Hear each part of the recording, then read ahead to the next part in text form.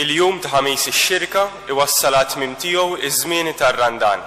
F'dan il-jum għażiż il-Knisja tfakkar u tiċċelebra it-twaqif tas-sagramenti tal-Ewkaristija u tas-saċerdozju ministerjali. Għalhekk f'din il-għodwa is-saċerdoti jinġabru madwar l-isqof tagħhom waqt li jerġgħu iġeddu l-wegħdiet saċerdotali tagħhom ikunu xhieda li tidher tal-għaqda tal-Presbiteri mal-isqof tagħhom. Waqt din il-qudiesa jsir ukoll it-berik ta' żjud imqazza li jiġu użati fiċ-ċelebrazzjoni għas-sagramenti imqazza. Nagħtu bidu għal din il-konċelebrazzjoni pontifikali billi nqumu bil-wieqfa u nkantaw flimkien.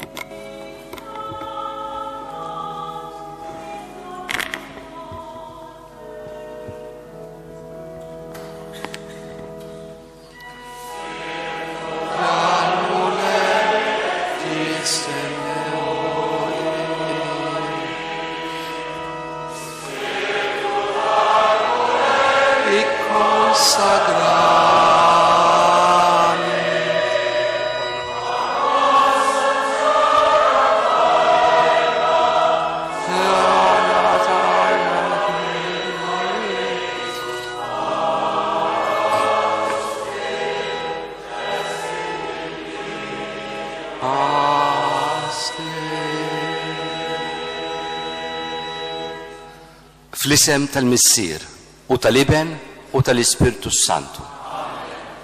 Il-grazzja ta' Sidna Ġesu Kristu li twieled biex jisalvana, l-imħabba u l-ħnina tal-Missier, l-għaqda u l-qdusija tal-Ispirtu Santu ikunu ma'kom il-koll.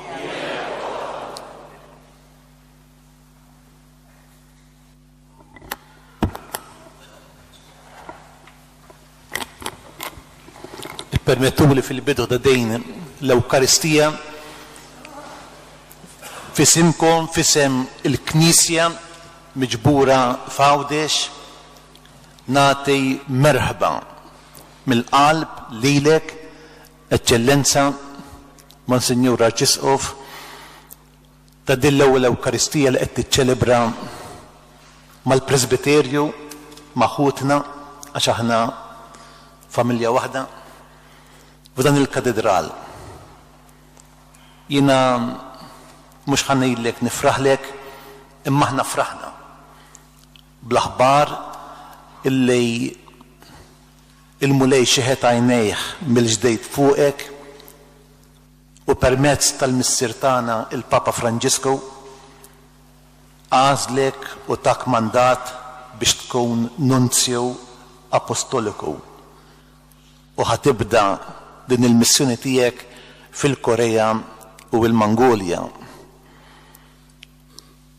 Jiena konxju illi mhix missjoni ħafifa u allura aħna mhux biss nifirħu miegħek imma din it-talba ta' dolodu trid tkun l-impenn tagħna li nkomplu insostnuk fil-missjoni tiegħek kif jiena konvint illi nsostnu lil ħutna s-saċerdoti l-oħra illi jinsabu fil-missjoni.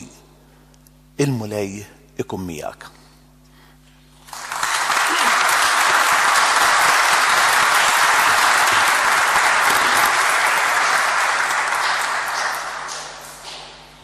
Ewkaristija jfisser nroddu ħajl l-Alla u jien nixtieq ngħid grazzi l-ewwel nett lir-raj spiritwali ta' djoċesi tagħna. Lill-Isqof Mario Grech illi matul dawn is-snin dejjem kien qribi biex isostnini fid-diffikultajiet li spiss kien ikolli. Sibt fih mhux biss ħabib u ħija fis-saċerdozju imma anki missier illi femni u qabadni minn idejja biex nimxi l-qudiem. Ngħid grazzi lil ħuti s-saċerdoti kollha, ngħid grazzi lilkom illi tagħmlu parti minn din id-djoċesi il għaliex bl-entużjażmu u l-ferħ tagħkom ifisser illi għad hawn ħafna illi jħobbu l-Knisja tas-sew.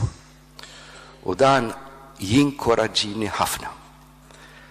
Nixtieq illi l-awguri tagħkom jissarfu f'talb il għaliex il-missjoni illi il-Papa fdali mhix ħafifa imma bl-għajnuna talla jekk Alla isejjaħ jiena konvint li tina anki l-għajnuna tiegħu. Ma nafx x'naqbad ngħidilkom wara il-qudiesa se nħalli tifkira mhux biex iżommuha fil-ktieb imma biex kultant toħorġuha u tgħidu talba għal bżonnijiet tiegħi biex il-missjoni illi Alla jixtieq fil-Korea u l-Mongolja isseħħ b'suċċess skont il-qalb tiegħu. Nirringrazzjakom.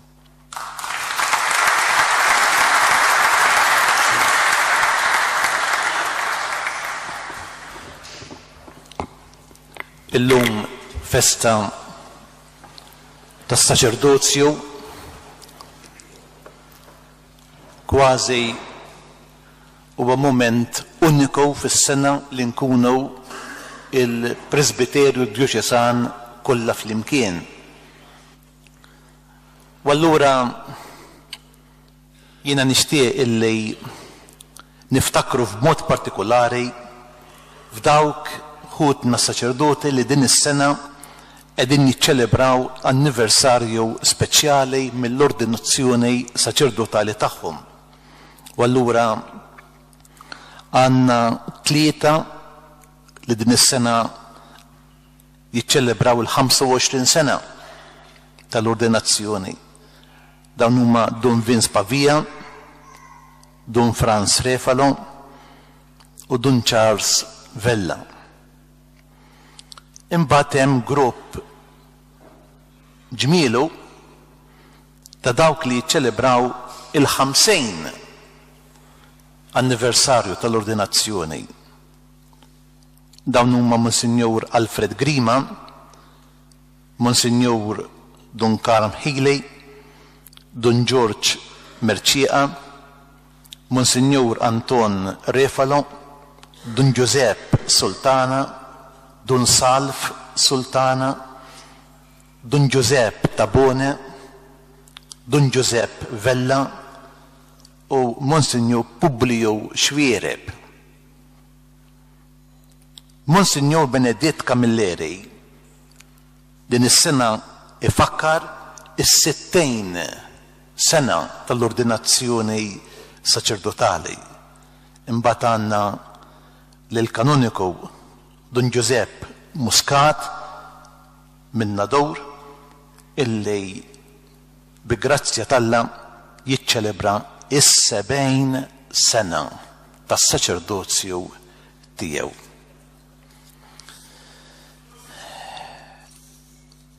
Dawn huma momenti ta' ferħ, però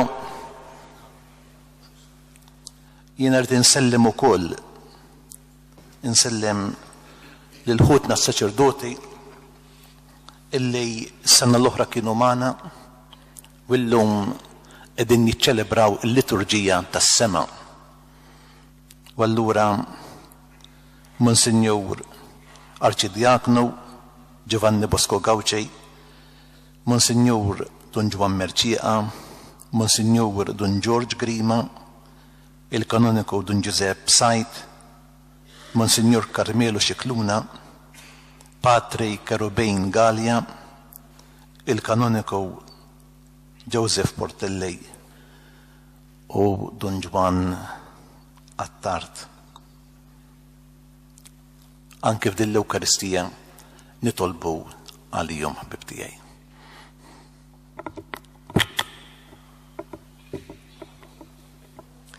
Ħuti ejjew narfu ħtijietna biex nitħejjew tajjeb ħan niċċelebraw kif inhu xieraq dawn il-mistiera qaddisa.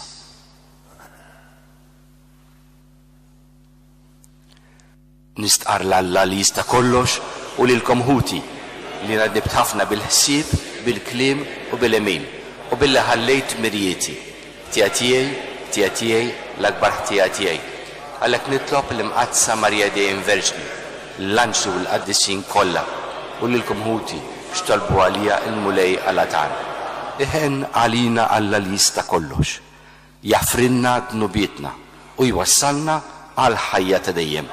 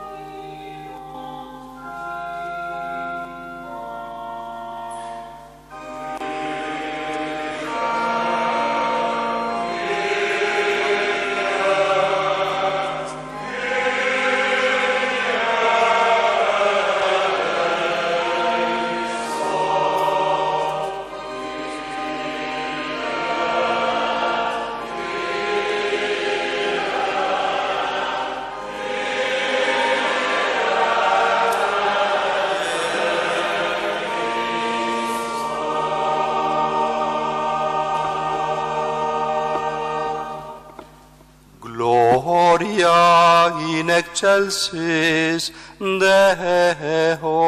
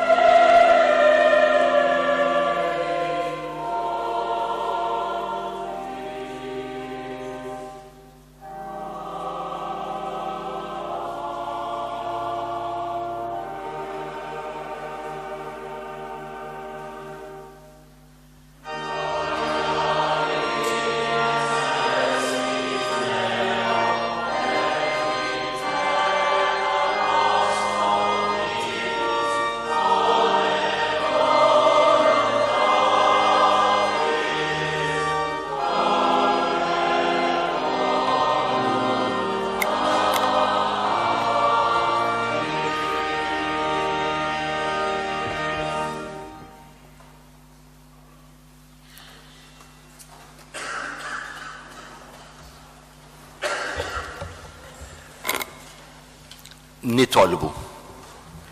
O Alla, int ikkonsagrajt lil-libnek il-waħdini bl-Ispirtu Santu u għamiltu il-Messija u l-Mulej fil-ħniena tiegħek.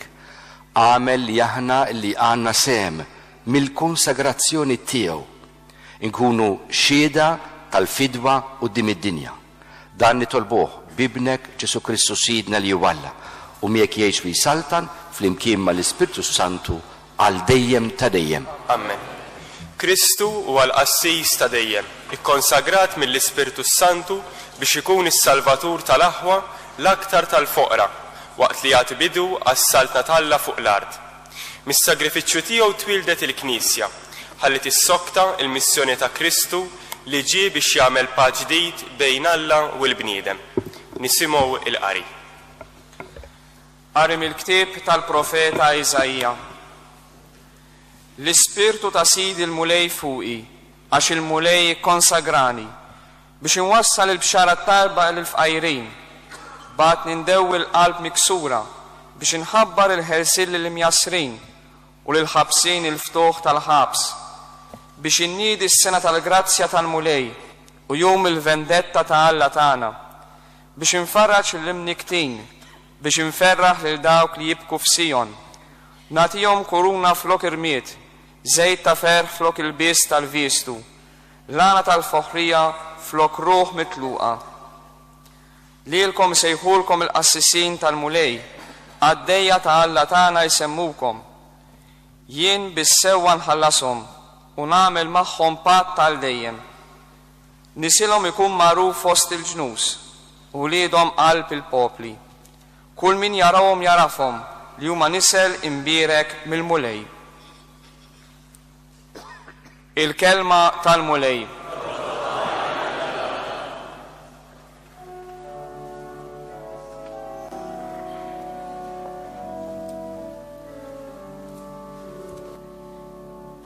It-tjieba tal-Mulej irrid dejjem nanni. Flimkien. It-tjieba tal-Mulej irrid dejjem nanni. Sibt lil David il-qadej tiegħi, biżejt ibgħadas tiegħi tliktu u tkun idi dejjem miegħu u drijej ukoll li saħħu. Flimkien. It-tjieba tal-Mulej irrid dejjem nanni. Il-fedeltà u t-tjieba tiegħu ikunu miegħu, bismi titqaj is-seta tiegħu u jsejjaħ li missieri int, Alla tiegħi u blata tas-salvazzjoni tiegħi. Flimkien. It-tjieba tal-Mulej irrid dejjem nanni.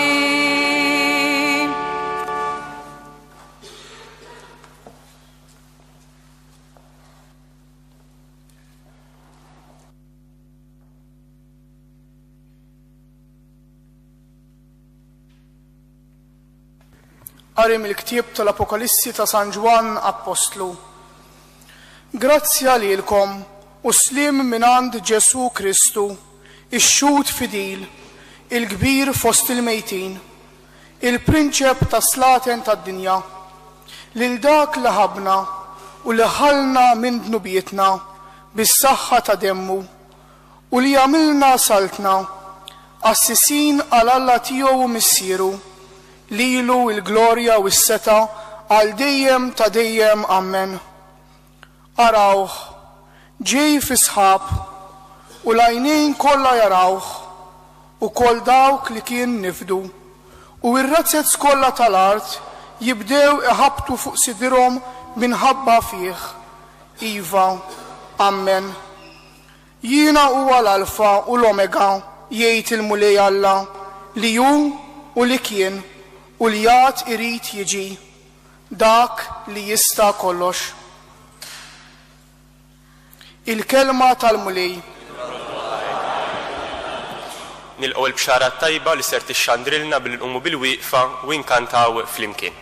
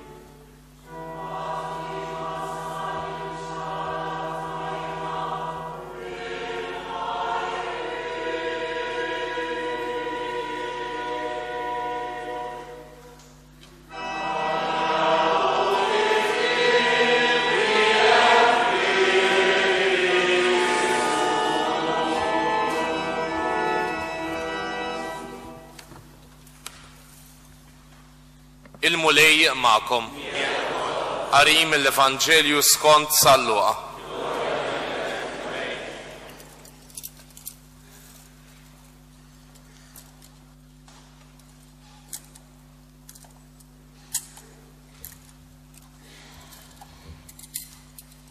F'dak iż-żmien Ġesu ġie f'Nażaret fejn kien trabba. Daħal fis-sinagoga tagħhom kif kien indorri jagħmel nhar ta' Sibt u qam biex jaqra. Taf f'idejh il-ktieb ta' Iżajja l-profeta, fetħu u sab fejn kien hemm miktub dan li ġej. L-Ispirtu tal-Mulej fuqi għax hu ikkonsagrani. Bagħtni nħabbar il-ħelsien lill-imjasrin, inwassal il-bxara tajba lill-fqajrin, u d-dawl mill-ġdid lill-lomja, irrott il-ħelsien lill-maħqurin, u nxandar is-sena tal-grazzja tal-Mulej. Imbagħad reġala l-ktieb, taħlura lil-qaddej u għad bil-qiegħda. Għajnejn kulħadd fis-sinagoga kienu msamra fuq u beda jgħidilhom: din il-kidba seħħet illum, intom u tisimgħu. Il-kelma tal-Mulej.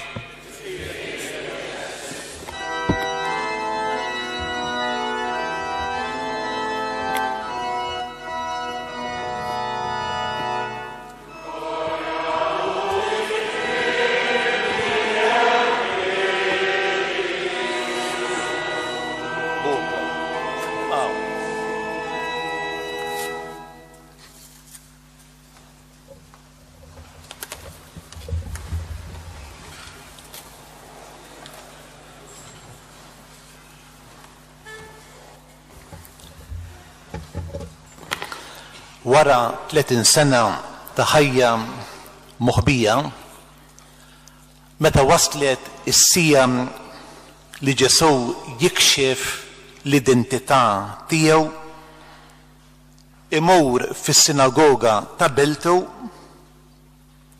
u jinqeda bi kliem il-profeta Iżajja: l-Ispirtu tal-Mulej fuqi għax hu ikkonsagrani biex inwassal il-bxara tajba lill-fqajrin. Ma jażilx silta li titkellem mill-missjoni reliġjuża tiegħu, imma jażel passaġġ li jippreżentah bħala bniedem missjuq mill-karità lejn il-foqra. Ġesu ma jiddiskrivejx lilu nnifsu bħala saċerdot għaddet għat-tempju biex jagħmel ir-ritwali, biex joffri s-sagrifiċċji, imma jiddeskrivi lilu nnifsu bħala bniedem li għandu qalbu tfawwar bit-tjubija, l-imħabba u l-kompassjoni lejn il-foqra. F'din is-silta tal-Vanġelu għandna ir-rivelazzjoni ta' minnu liben ta' Alla li sar bniedem, ħabib tal-foqra. Fil-Vanġeli aktar niltaqgħu mal-kelma f'qajrejn milli mal-kelma midinbejn. Għax il-Vanġelu mhux moralista imma qawwa li teħles lil bniedem minn kull xorta ta' oppressjoni. Il-bxara tajba ta' Ġesu mhix proposta ta' xi morali ġdida minkejja li il-morali nisranija hija l-aktar morali li tista' tgħin lil bniedem. Il-Vanġelu ta' Ġesu mhux l-ewwel qabel kollox il-maħfra tad-dnubiet. Imma kliem Ġesu irid jenna nilqew il-verità li Alla huwa għall-bniedem, li Alla il-bniedem huwa kollox, tant li Alla jinsa lilu nnifsu biex iqiegħed lill-bniedem sewwa.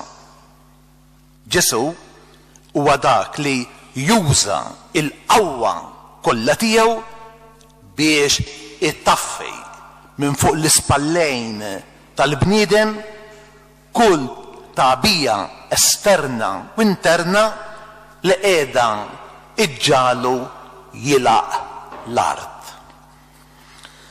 Għalhekk sa mill-bidunet tal-missjoni tiegħu Ġesu jagħmel din l-istqarrija. L-ispirtu tal-mulej ikkonsagrani biex nevanġelizza lil-foqra. Fi kliem il-Papa Franġisku nevanġelizzaw lil-foqra ifisser li aħna nkunu qrib tagħhom, li aħna bil-ferħ naqduhom u ngħinuhom jinħelsu mill-oppressjoni u dan kollu f'isem u fl-ispirtu ta' Kristu. Għaliex u il-Vanġelu ta' Alla, u il-miżerikordja ta' Alla, u il-fidwa li ġejja minn Alla, u li kienani ftaqar biex mill-faqar tiegħu aħna stajna nistanew. Insib interessanti kumment li hawnhekk jagħmel il-Papa fil-kuntest ta' dan il-Vanġelu jgħid hekk probabbilment Ġesu jagħmel dan id-diskors għax fi żmienu il-foqra ma kinux fil-qalba tal-komunità li temmen, x'aktarx il-foqra kienu esklużi kemm mis-sinagoga kif ukoll mis-salotti tal-poter. Imma llum il-foqra għandhom wisa fil-komunitajiet parrokjali tagħna. Aħna lejali lejn il-Vanġelu ta' Kristu. Tassew ħasra li fi żminijietna il-foqra saru ballun fl-arena politika. Għax fil-waqt li hemm min għandu interess li isemmihom, imbagħad hemm min jipprova jaħbihom.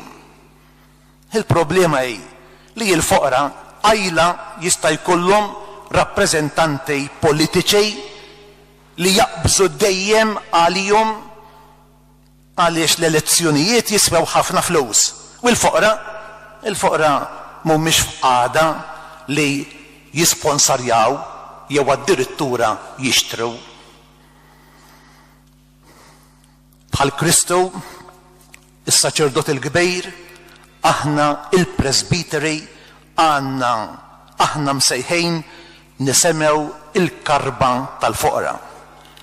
Nikkwota mill-eżortazzjoni il-ferħ l-enċiklika, il-ferħ tal-Vanġelu. Għal-Knisja l-għażla favur il-foqra hi kategorija teoloġika qabel ma hija kulturali, soċjoloġika, politika jew filosofika. Alla lilhom irott l-ewwel ħniena tiegħu. Din il-preferenza divina għandha l-konsegwenzi fuq il-ħajja tal-fidej tal-insara kollha, imsejħa biex jaħsbu bħalma kien jaħseb Ġesu Kristu. L-għażla favur il-foqra hija sura speċjali ta' dak li għandu jiġi l-ewwel fl-eżerċizzju tal-imħabba nisranija. Fil-foqra aħna msejħejn niskopru lil Kristu. Nofrulhom il-vuċi tagħna favur il-kawża tagħhom. Imma anke li nkunu l-ħbieb tagħhom nisemgħuhom, nifhmuhom u nilqgħu l-erf misterjuż li Alla jrid iwasslilna permezz tagħhom. Mill-ferħ tal-Vanġelu.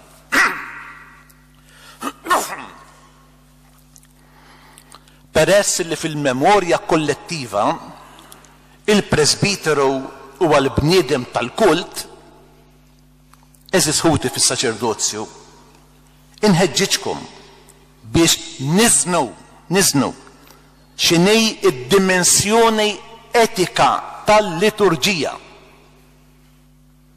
Niżnu x'inhu l-impenn tagħna li niċċelebraw l-Ewkaristija li kemm personalment kif ukoll bħala Knisja naqsmu dak li għandna il-fraktio panis ma dawk li m'għandhomx.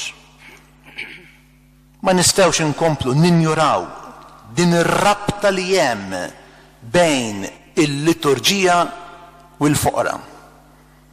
Għaliex kemm il-kelma tal-Alla kif ukoll it-tradizzjoni jgħidulna li hija din l-attenzjoni lejn il-foqra li tagħmel il-kult veru, autentiku.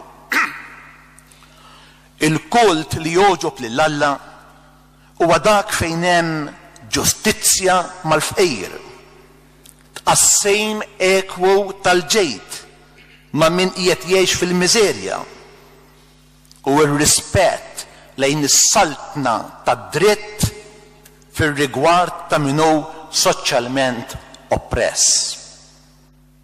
In-nisrani u iktar aħna il-presbiteri ma nistgħux niċċelebraw il-liturġija u fl-istess waqt nagħlqu widnejna għall-karba tal-foqra. Helder Kamera jikteb hekk: l-Ewkaristija li nirċievu fil-punt tal-mewt insejħula vjatku, dik li takkumpanja lill-bniedem fl-aħħar vjaġġ tiegħu. Imma x'insejħula l-Ewkaristija li nirċievu aħna li qegħdin ngħixu f'kuntest li jgħajjat għal ġustizzja. Ma nilludux irwieħna. Id-dinja taf b'dan l-iskandlu. Huma insara, jew almenu kienu insara, dawk l-20% tal-umanità li għandhom fidejhom 80% tar-riżorsi tal-art. X'ġara mill-Ewkaristija? Kif nirrikonċiljaw l-Ewkaristija ma' din l-inġustizzja bint l-egoizmu? Dawn il-mistoqsijiet ma jagħmilhomx lil dawk lill-ekonomisti jew lil dawk li jaħdmu fil-qasam tal-finanzi, imma jagħmilhom lilna bħala Knisja. Aħna li ma ngħaddux mingħajr ma nqazzu lilna li kuljum naqsmu l-ħobs fuq l-artal f'soċjetà fejn hawn il-faqar. Forsi jottalina dak illi l-Apostlu Pawlu jgħid lill-insara ta' Korintu meta jgħidilhom ma għandkomx djar fejn tiklu u tixorbu. Jew tridu tweqqgħu fl-għajb lill-Knisja ta' Alla u ġġielu jistħu lil dawk li m'għandhomx. Kliem Pawlu. U meta il-Grizostmu jikkummenta dan il-passaġġ jgħid hekk l-Apostlu flok ma jgħid intom toqtlu il-foqra bil-ġuħ jinqeda b'kelma aktar qawwija u jgħid tħammrulhom wiċċhom. F'dan l-Apostlu ikompli jgħid il-Grizostmu rid jurina li kien wisq għar li l-foqra jiġu umiljati milli ma jirċevux xi jieklu. L-Ewkaristija hija għajn ta' kull imġieba morali. Għax min jieħu sehem fiha jieħu sehem fl-etos ta' Kristu realment preżenti fl-Ewkaristija. Kristu li minna niftaqar għalina. Għalhekk il-liturġija tagħna hi il-liturġija tal-fqir. Fqir capital letter. Kristu imma wkoll il-liturġija tal-foqra. Il-liturġija li tħaddan etika tal-għotja, etika tal-kondiviżjoni, etika ta' solidarjetà. Għalhekk tajjeb li nżommu f'moħħna li bħala ministri tal-kult aħna dejjem esposti għal riskju illi inħamru wiċċ il-foqra. L-artal tal-mulej li qegħdin madwaru huwa fl-istess waqt memorja tal-artal li hu il-fqir.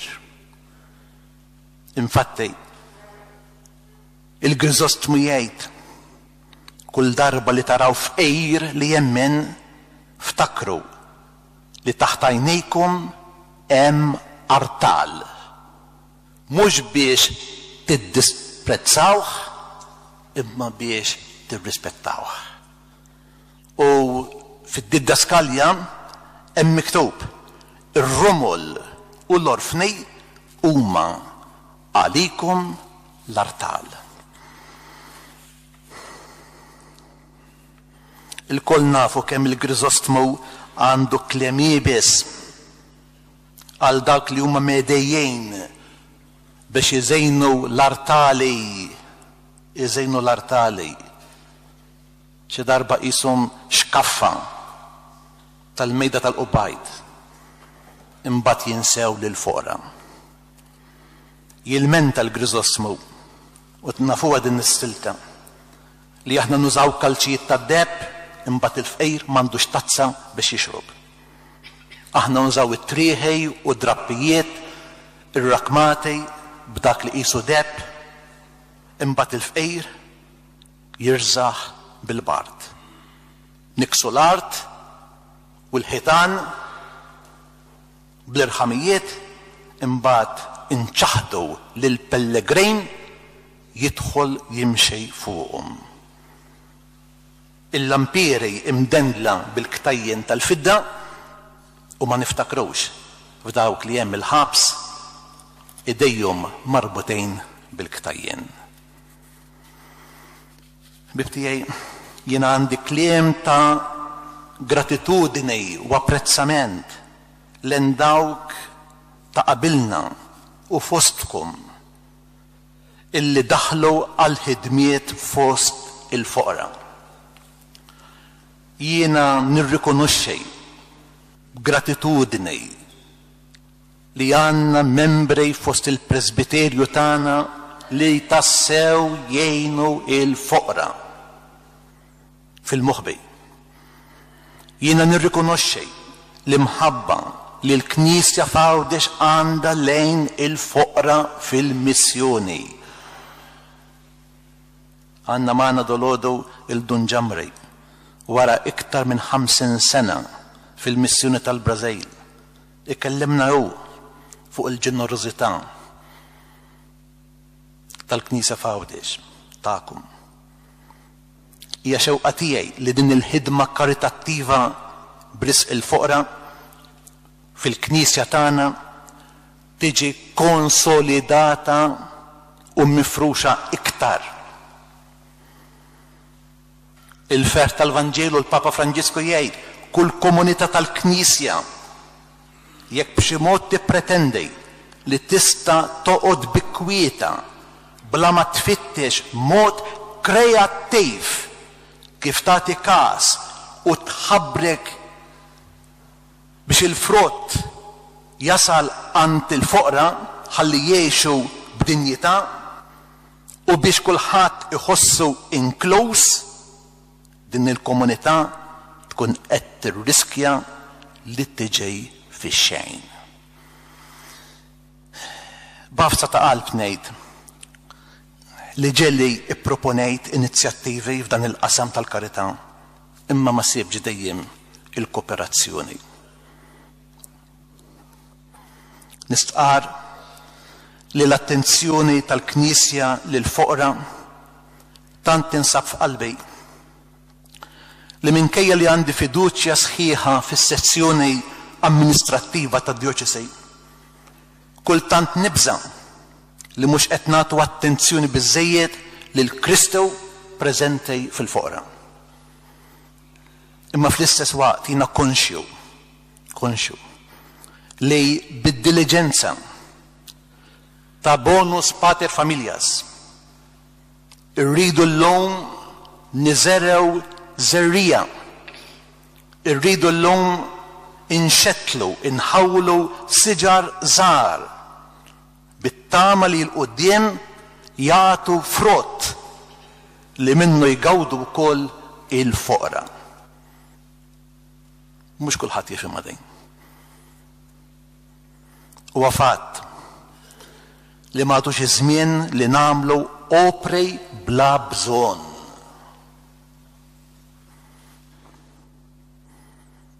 Irridu nkunu profetiċi u jkollna l-kuraġġ li nagħmlu għażliet li ma jmorrux kontra l-Ewkaristija. Ma nemminx li hija raġuni li tiġġustifika meta wieħed jgħid li n-nies ġenerużi u jagħtu, allura nagħmlu l-opri. Dan huwa faqar evanġeliku u tajjeb li niffurmaw għalih. Għalhekk fil-waqt li niżurtakom biex tieħdu dawk l-inizjattivi pastorali biex il-foqra f'kull komunità iħossuhom f'darhom, dolodu nirrakkomanda lid-djoċesi biex tilqa il-proposta li qed jagħmlilna l-eċċellenza tiegħu Monsinjur Alfred Xwiereb biex b'xi mod ngħinu lill-Knisja fil-Mongolja.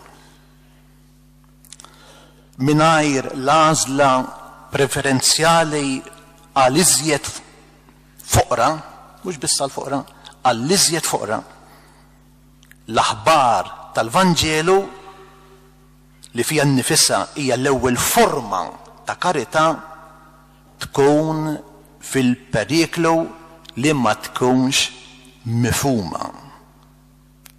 Jew tkun maħnuqa minn kwantità ta' kliem li bih ninsabu mdawrin f'soċjetà ta' komunikazzjoni ta' żmienna. L-ispirtu tal-mulej fuqi ikkonsagrani biex nxandar il-bxara tajba l-fqajrejn. Ikun infaħħar Ġesu Kristu.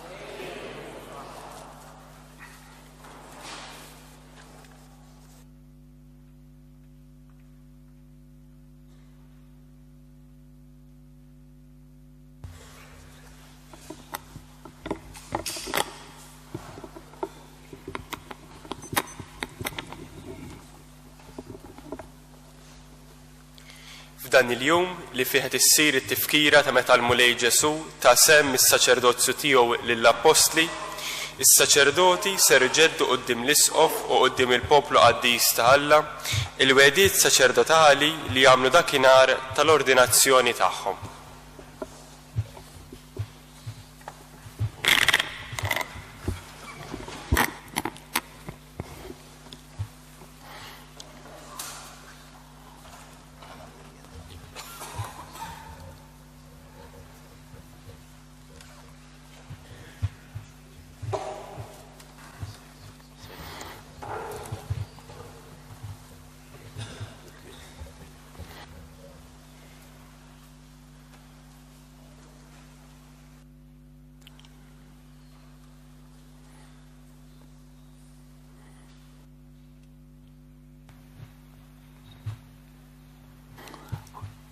U li eżies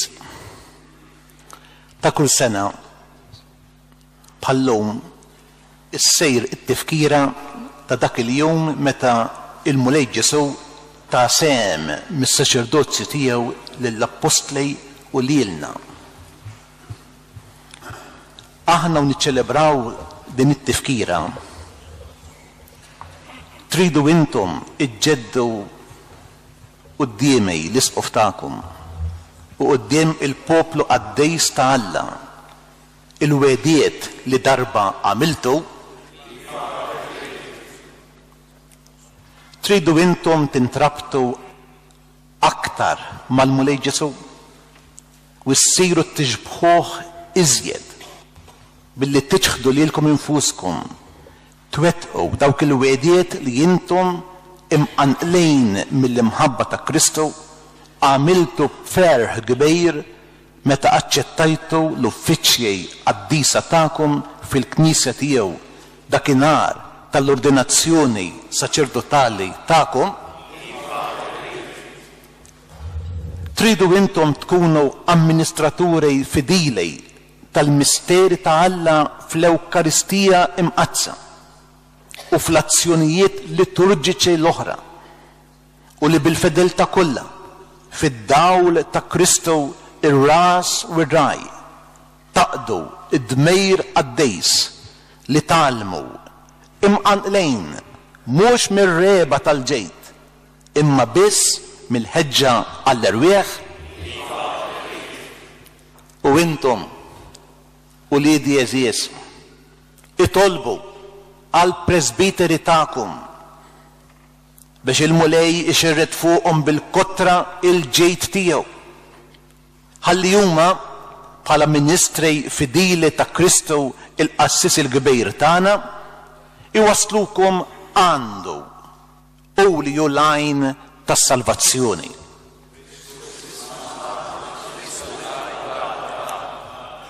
U jitolbu għalija wkoll biex inkun fidejl fil-qadej tad dmejr apostoliku avdat lilej fiċ-ċokon tiegħi u nsejr fostkom ġbija ħajja u dejjem iżjed perfetta ta' Kristu li huwa l-qassejs ir-raj tajjeb li mgħallem u l-qaddej ta' kulħadd. Il-mulej iħarisna il-koll fl-imħabba tiegħu u jalla iwassalna l-koll kemm aħna rajja u merħla fil-ħajja ta' dejjem.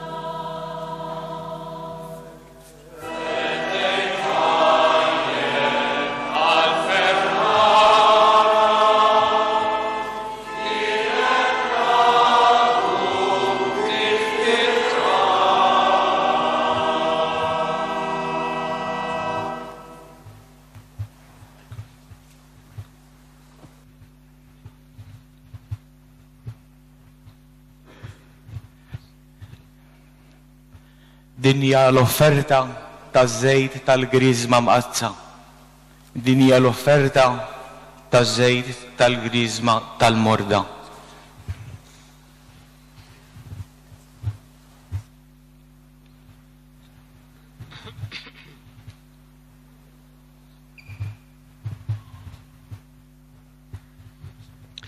U Alla missier ta' kull faraġ inti retti li permezz ta' ibnek il-morda jitfejqu mill-mar tagħhom. Fit-tiba tiegħek għati widen għat-talba tal-fidi. Ibad mis-sema id-difensur l-ispirtu qaddis tiegħek fuq dan iż-żejt li int oġbok tnislu mis-siġar għas-saħħa tal-bnedmin. Xirret fuqu il-barka qaddisa tiegħek biex daw kollha li jindilku bih ikollhom il-ħarsin fil-ġisem u r-ruħ u jeħilsu minn kull dbatija, minn kull naqqas ta' saħħa u minn kull mart. Jitbierek minnek għalina mulej dan iż-żejt qaddis tiegħek f'isem Sidna Ġesu Kristu. Amen.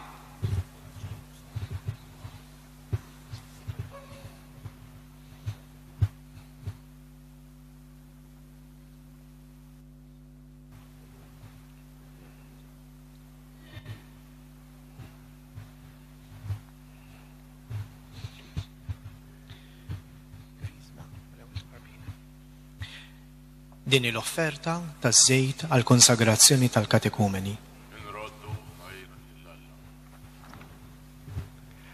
U Alla qawwa u ħarsin tal-poplu tiegħek bierek dan iż-żejt li inti ħlaqt bħala sinjal ta' qawwa u saħħaħ il-katekumeni li jindilku bih għatihom l-erf u l-qawwa tiegħek biex jifhmu aħjar il-Vanġelu ta' Kristu. Qawwilhom qalbhom għad dmirijiet tal-ħajja nisranija u għamilhom uliet adottivi xierqa tiegħek biex jieħdu t-twelid ġdid fil-Knisja tiegħek u jgħixu ħinja fija. Bi Kristu Sidna.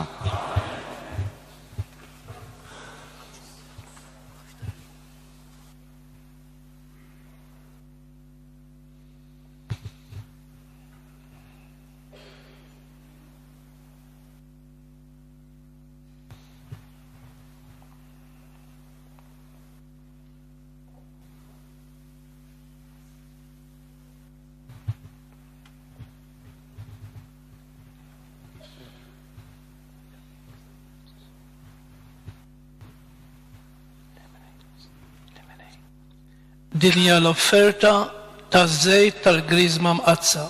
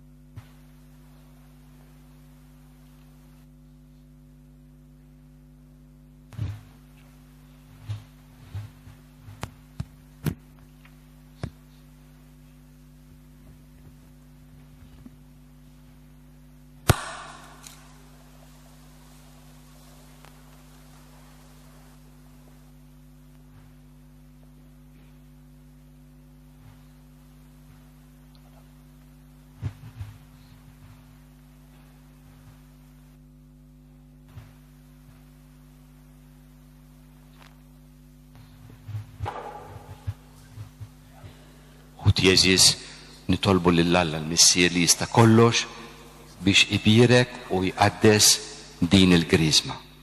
U biex dawk li jindilku bija minn barra jħossu il-ġid tagħha minn ġewwa u tkun tistħoq ilhom il-fidwa mingħand Alla.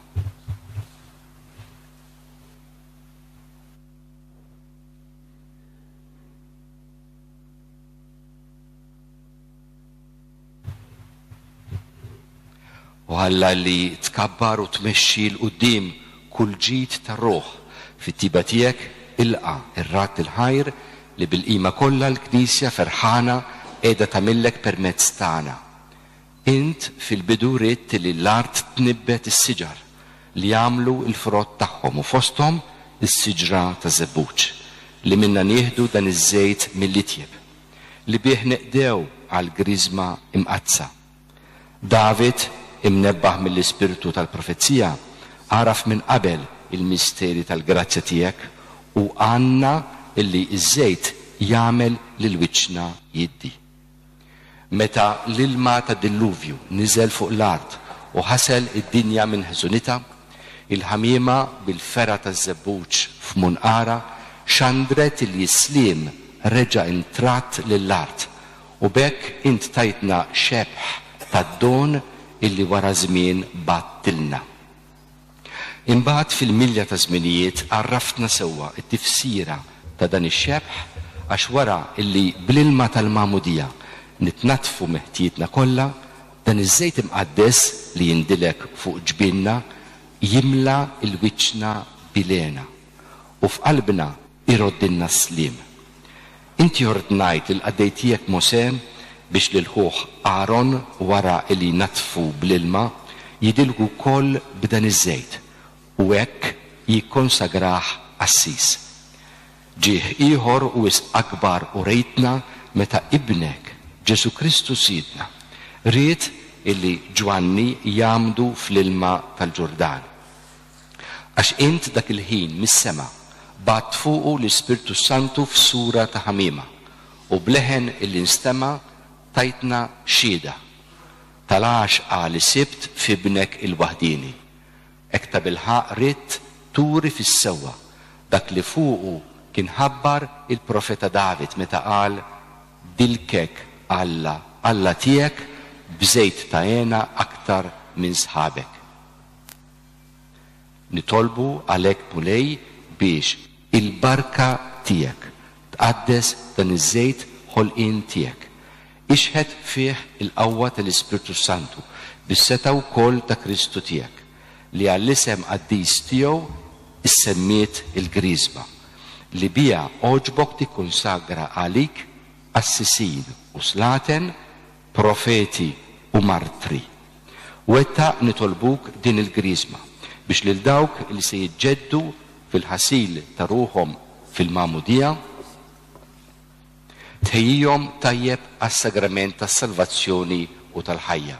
Għamel illi wara li jindilku b'din il-griżma li tqaddes huma jeħilsu mit-taħsir tal-ewwel twelid, isiru tempju tal-kobor tiegħek u jibdew ixerdu madwarhom il-fwieħa ta' ħajja tajba li toġbok. Għatihom din id-dilka mqazza biex skont il-ħsieb moħbi tiegħek jiksbu l-ġieħ ta' slaten, assisin u profeti u jxiddu fuqhom il-libsa tal-uffiċċju li qatt ma jittifes. Jalla tkun griżma ta' salvazzjoni għal dawk li jitwieldu mill-ġdid mill-ilma u mill-Ispirtu Santu. Tagħtihom sem mill-ħajja ta' dejjem u jseħħibhom fil-glorja tas-sema bi Kristu Sidna. Amen.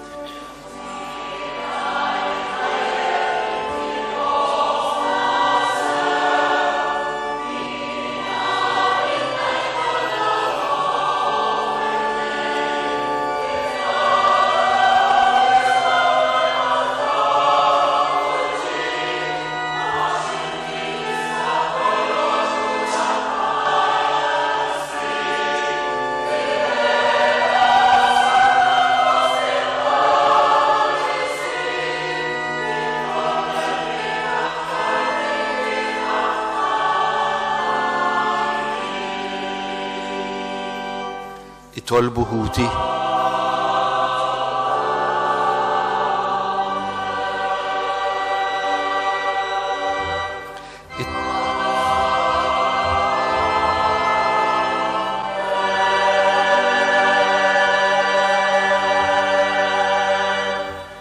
itolbu Huti biex is-sagrifiċċju tiegħu tagħkom ikun joġob lil Alla, l-Missier li jista' kollox.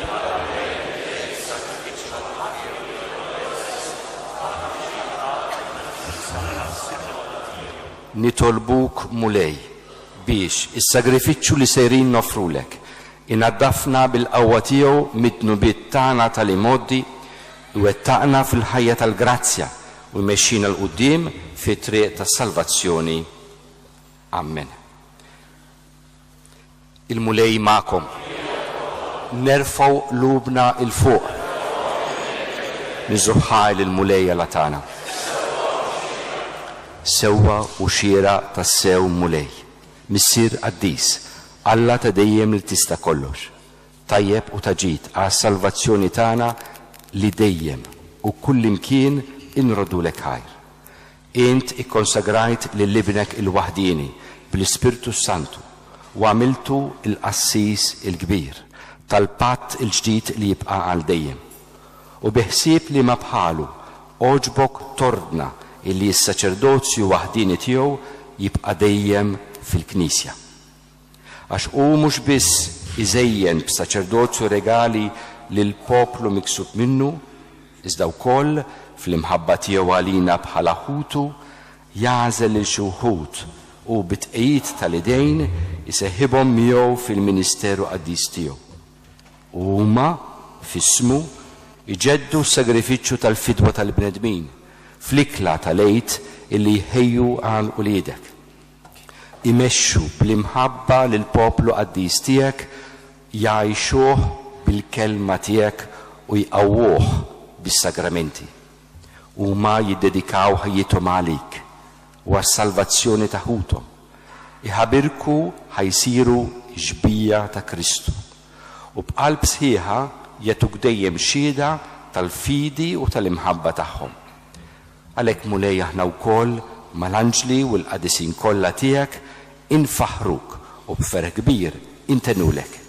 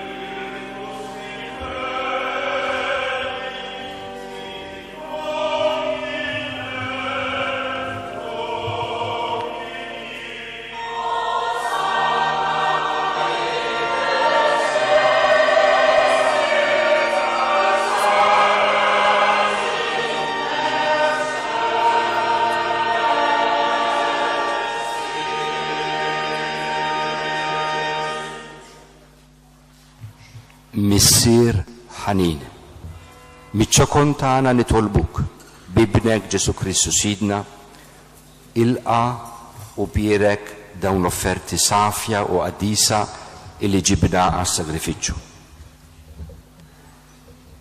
Aħna nofruhomlok l-ewwel nett tal-Knisja tiegħek qaddisa u Kattolika, għatija slim, ħarisa, għaqada u mexxija mad-dinja kollha. Fl-imkien mal-qaddej tiegħek il-Papa Franġisku. Mal-isqof tagħna Mario miegħi qaddej tiegħek minn ma jistoqli u mal-isfijiet kollha li jħadnu jistqarru l-fidi vera u kattolika tal-Apostli.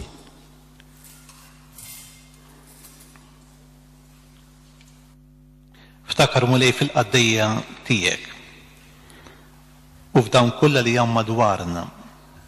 inti taf tajjeb il-fidej u r-rabta tagħhom miegħek. Għalihom aħna nofrulek u huma wkoll joffru dan is-sagrifiċċju ta' tifħir għal ġejt tagħhom u ta' qrabathom biex jiksbu il-fidwa ta' ruhom u jeqelu s-saħħa u s-salvazzjoni li jittamaw. U huma jresqu t-talb u x-xewqat tagħhom quddiemek Alla ta' veru, ħaj u veru. Mseħbin ma' Knisja kollha f'xirka waħda ta' mħabba, inġeddu bil-qima t-tifkira tal-glorjusa dejjem Verġni Marija, Omm Alla u Sidna Ġesu Kristu, tal-arus tagħha San Ġusepp u tal-apposti u l-marti tiegħek Pietru, Pawlu, Andreja, Ġagbu, Ġvanni, Tomas, Ġagbu, Filippu, Bartilmew, Mattew, Xmun u Taddew, Linu, Kletu, Klement, Sistu, Kornelju, Ċiprijan, Lawrent, Krisogonu, Ġvanni u Pawlu, Kozma u Danjan u tal-qaddisin tiegħek kollha għal mertibit tagħhom enna f'kollu xaħarisna. Il-qani torbuk mulej din l-offerta tagħna u tal-familja kollha tiegħek. Seddaq ħajjitna fis-slim, eħlisna mit-telfin ta' dejjem u għodna fil-merħla tal-mażulin tiegħek. Birek u Alla li tolbuk din l-offerta għamel li tkun kollha kebi tiegħek. Wettaqa qaddisha il-qaħħa biex issir għalina il-ġisem u d-dem ta' ibnek il-għażiż Sidna Ġesu Kristu. U hawn il-lejl qabel ma bata ħa il-ħobs fl-idejn qaddisa u mbirka tiegħu. Refa għajneħ lejn is-sema, lejk Alla missieru li tista' kollox. Radlek il-ħajr, birek, qasam tal id-disċipli tiegħu u qal ħudu u kulu il-koll minn dan, għax dan huwa ġismi li jingħata għalikom.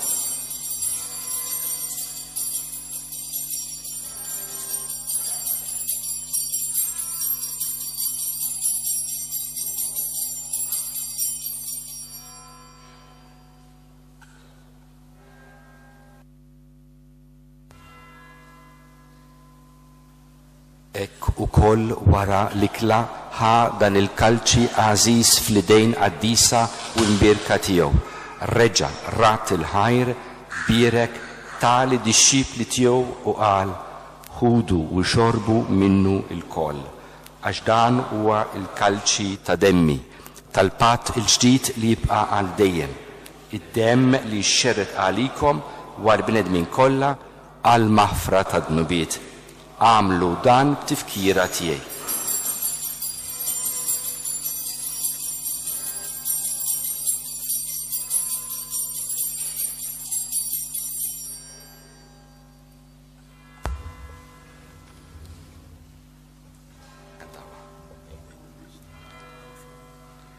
Dan hu l-misteru tal-fidi.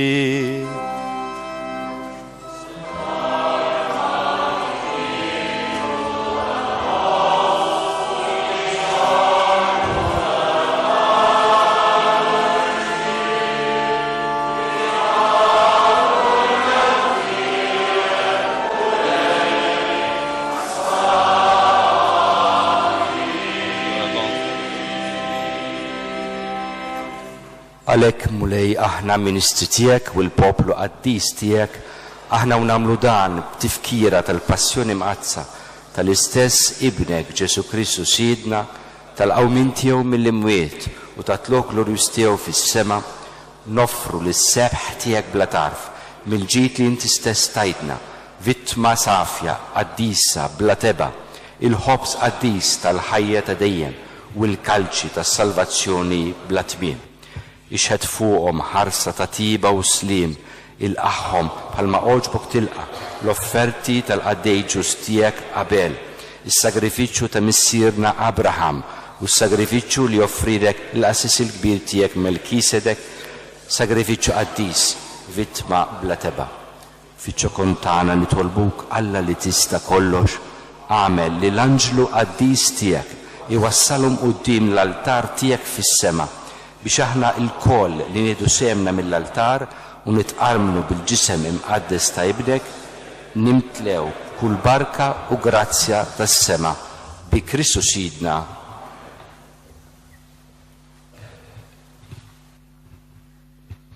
Ftakkar ukoll mulej fil-qadija tiegħek li telqu qabilna bis-sinjal tal-fidi li ħadu fil-Mamudija u qegħdin jistrieħu fir-raqda tas-sliem. Tolbu għal-ħutna s-saċerdoti mejtin. Ħenna li jom mulej waqt li l-om u l-daw kolla li jistru fi Kristu il-ena id-dawl u s-slim.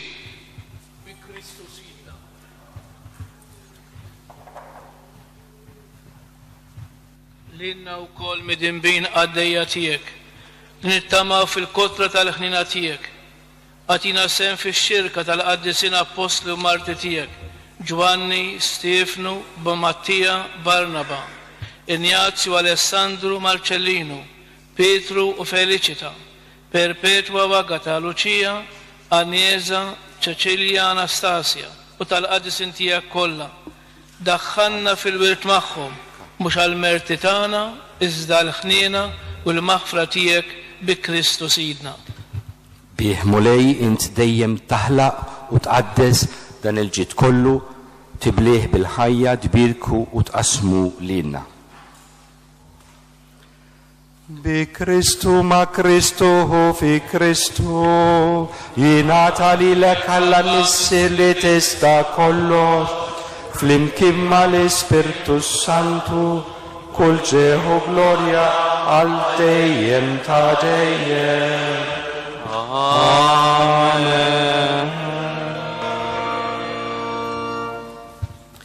Jew nitolbu kif għallimna u ridna nagħmlu li bentalla għas-salvazzjoni tagħna. Missierna li inti fis-smawiet jitqaddes ismek, tiġi saltnatek, ikulli titint kif is-sema ikoll fl-art. Ħobsna ta' kuljum għatina l-lum, għafrinna d-nubietna, palma nafru l-minu ħati għalina, la daħannix fi t-ġrib, iżda eħlisna d-deni, eħlisna nitolbuk mulej min kull deni. Għatina fit-tieba u l-ħnina tijak il-paċi fi żmienna biex inkunu ħilsa dejjem id-nub u mħarsa minn kull inkwiet. Aħna u nistennew u nittamaw lena u l-miġja tas-Salvatur tagħna Ġesu Kristu. Mulej Ġesu Kristu, li jett li l-apostli tijek inħallilkom islim natikom islim tijaj. La tħares lejn nubietna, iżda ħares lejn il-fidi ta' knisja tijek. Għatija islim u laqda li jintrit fija, inti tgħix bis-saltan għal dejjem ta' dejjem. Il-paċi tal-mulej tkun dejjem magħkom. Għatu l-paċi lil xulxin.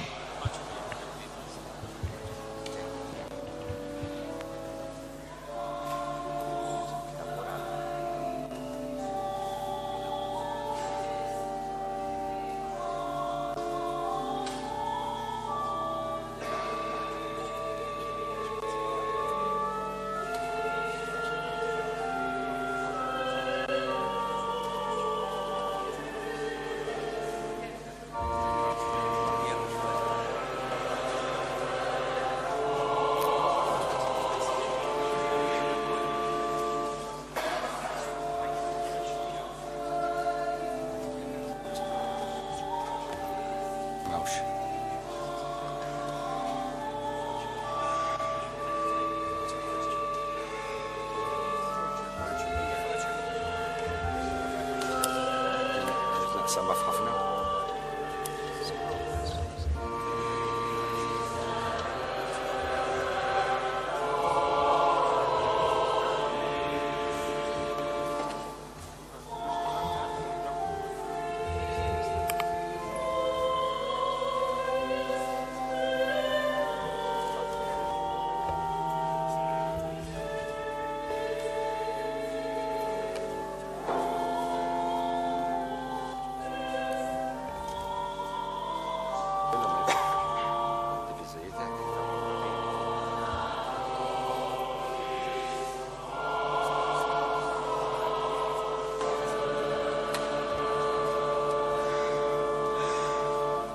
Dan u l-ħaruf ta' Alla.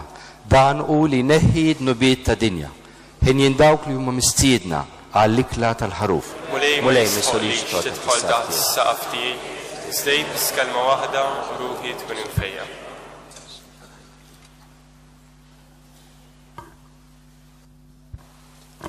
Fuq l-olja tal-Kalvarju, Kristu sar offerta għalina u fuq l-artal ikompli jġedded din l-offerta fil-waqt li jħallilna lilu nnifsu bħala ikel għalina. Nersqu bil-qima lejn il-mejda Ewkaristika biex minna nirċifu l-ikel tal-imħabba li jenna nikbru dejjem iktar fil-għaqda ta' bejnietna.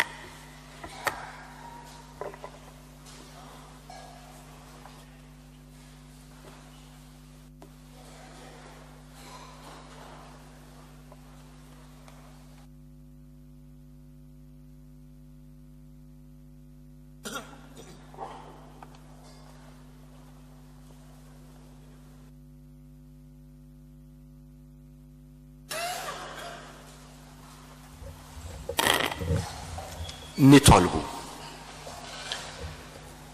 Fiċ-ċokon tagħna nitolbuk o Alla li tista' kollox biex aħna li iġġeddidna bis-sagramenti tiegħek jistħoqilna insiru il-fwieħa ta' Kristu li jgħixu jisaltan għal dejjem ta' dejjem.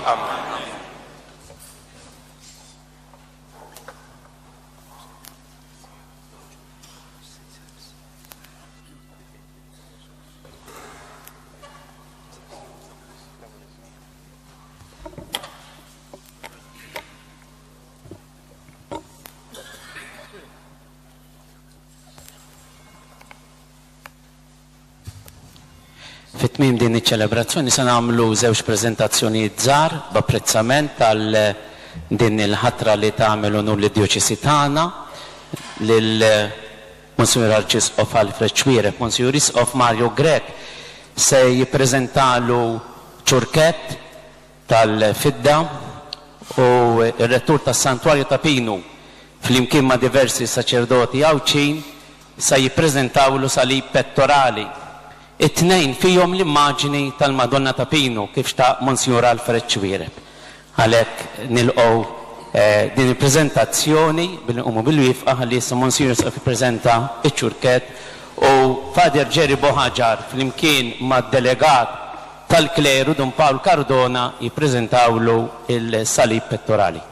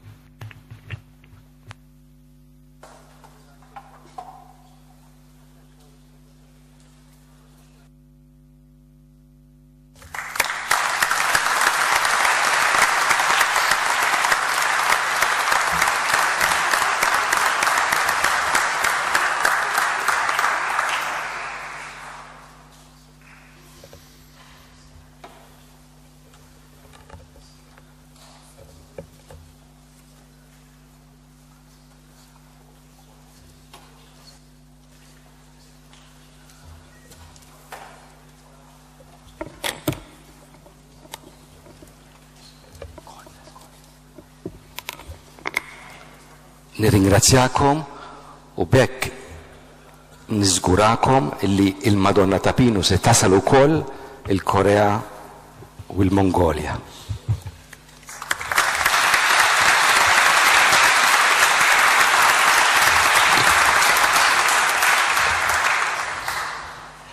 Eccellenza, dell-okkażjoni fisem il-kapitlu ta' din il-katedral għanduk tifkira żgħira biex bija tal-Madonna, biex kif hija akkompanjat fil-Bene Ġesu fil-missjoni tiegħu, takkompanjan ukoll lilek din missjoni ġdida lil Mulej Afdalek.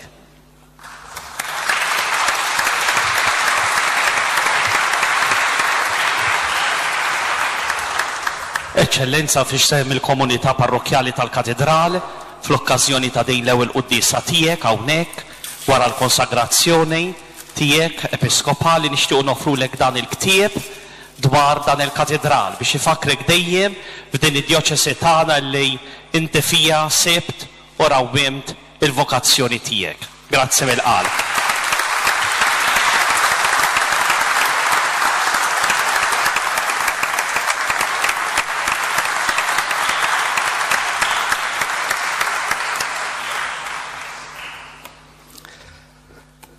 Monsignor Arċipriet fakkarni fl-ewwel qudiesa tiegħi bħala saċerdot.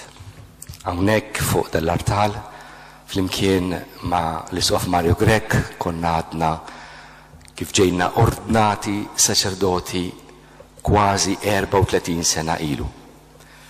Waqt din qudiesa ftakart f'diversi illi huma il-ġenna, nixtieq insemmi persuna waħda biss, permettuli illi nirringrazzja u nitlob għall-Isqof Monsignor Nicol Giuseppe Cauchi illi ordnani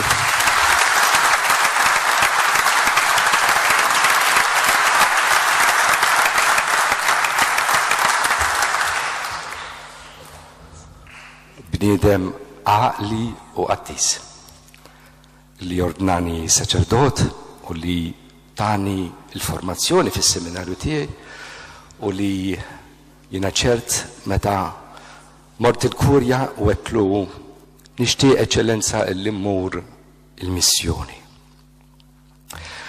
Kont inżomm kuntatt ma' saċerdoti tagħna, missjonarji, Dun Giuseppe Paġus mill-Murxar, imbagħad marru Dun Luis Bezzina, Dun George Grima u oħrajn, u dejjem xtaqt li nevanġelizza l-missjoni. U ta' li kien għalli ma nixtieqx inħassarlek minn dan il-propositu tajjeb u qaddis li għandek, imma il-ħidma fil-missjoni għandha il-diffikultajiet tagħha. Sewwa li kieku tagħmel l-ewwel ftit snin biex tissaħħaħ. Jiena naħseb li kien profetiku, għamilt ħafna snin biex nissaħħaħ 33 sena nittama' il-Mulej issa jsibni lest li inservih bħala missjonarju il-Korea u l-Mongolja.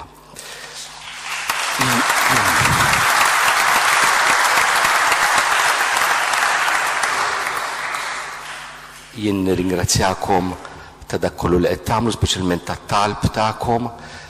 Nirringrazzja lil isqof illi laqa x-xewqa tiegħi illi jkun hemm imqar parroċċa waħda, jkun hemm iktar minn parroċċa waħda aħjar.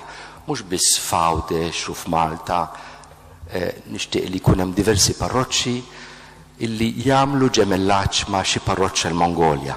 Jekk ma ngħinuhomx aħna minn hawn, dawn qatt mhux se jkollhom Knisja surit in-nies, dak kollu li hu meħtieġ biex jevanġelizzaw u jkunu insara kif jixtieqna il-Mulej. Imbagħad jekk xi ħadd jixtieq illi itini pjaċir, jien għandi xewqa oħra. Imma li titlob ftit impenn u kultant iktar impenn f'din li se ngħid milli li toħroġ xi ħaġa tal-flus u tpoġġiha ġo envelop. Nien nixtieq illi il-kelma tal-isqof tagħna Mario Grech tasal fid-djar kollha tagħna. Mhux il-koll għandna okkażjoni illi nassistu għal ċelebrazzjonijiet illi jmexxi l-isqof tagħna. U nixtieq illi tagħmlu dan il-homework, tpoġġu f'envelope ismijiet bl-indirizzi ta' persuni illi tixtiequ tabbonawhom fil-ħajja f'Għawdex biex il-kelma tal-isqof, l-attività pastorali tad-djoċesi tasal fid-dar tagħna ħalli nkunu komunità sħiħa dejjem iżjed. Dan hu dak li nixtieq.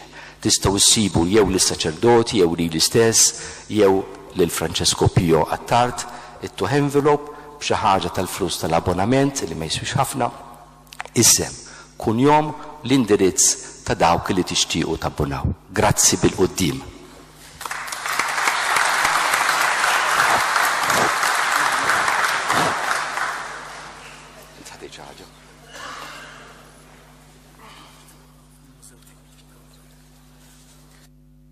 Għandikun diġa se jgħalquni f'xi mużew. Għaluli li din il-karlotta se tibqa' tifkira fil-mużej ta' hawnhekk u jiena inħossni onorat b'dan.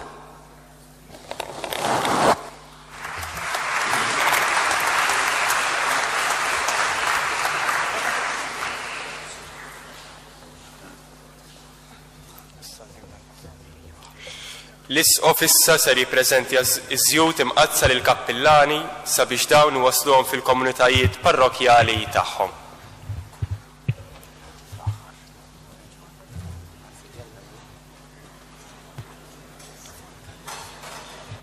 Eżis kappillani u arċiprieti għandna qudiemna iż-żjud illi għadni kif berikt jew ikkonsagrajt il-qawhom u wasluhom fil-parroċċi li tagħhom intom ġejtu maħtura bħala rajja f'isem l-isqof tagħkom biex ikunu sinjal li jidher ta' rabta mal-Knisja kollha u mezz ta' qdusija tal-poplu Nisrani li hu fdat fidejn it-tmexxija pastorali tagħkom.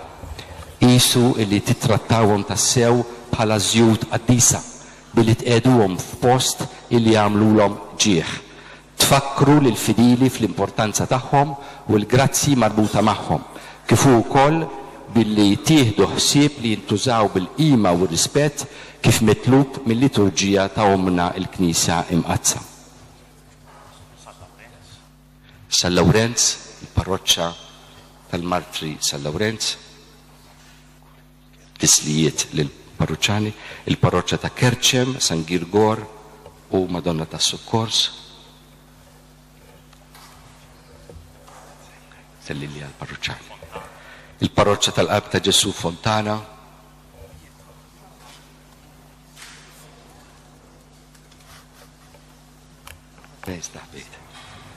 il-parroċċa ta' San Pawl Naufragu Munxar.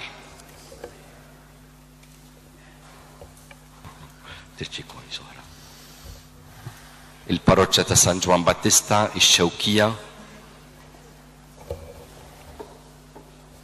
Il-parroċċa ta' Santa Marija Iż-Żebbuġ. Il-parroċċa ta' Santa Marija Mtella Sema l-Katidral.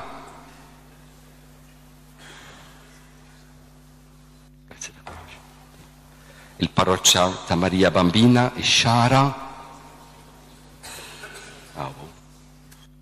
Il-parroċċa ta' Insielem tal-Madonna tal-Loreto.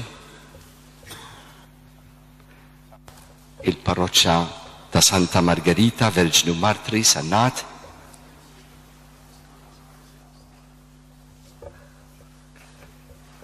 Il-parroċċa tal-Visitazzjoni ta' Marija l-Elisabetta l-Arp. Il-parroċċa ta' San Giuseppe, il-Kbir San Giuseppe l-Qala. Il-Pernuzio. Il-parroċċa ta' Cristo Eucaristico Salvator Lasri. Il-parroċċa ta' San Pietru u San Pawl in-Nadur. Il-parroċċa ta' San George Martri, il-Rabat, il-Lejla.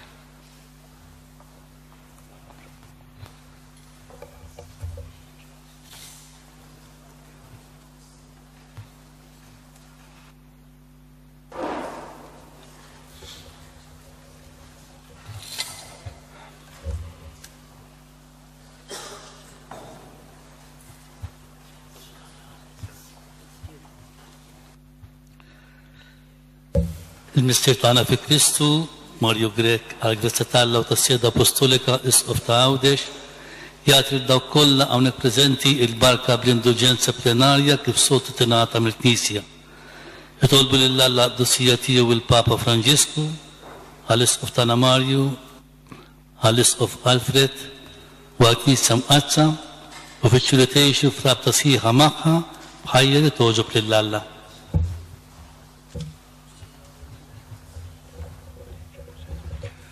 Precibus et meritis Beate Maria Semper Virgines, Beati Michaelis Arcangeli, Beati Ioannis Battiste, Sanctorum Apostolum Petri et Pauli, et omnium Sanctorum Misereatur Vestri Omnipotens Deus, et dimissis peccatis vestris perducat vos ad vitam aeternam, indulgentiam, absolutionem et remissionem peccatorum vestrorum, tribuat vobis omnipotens et misericords Dominus.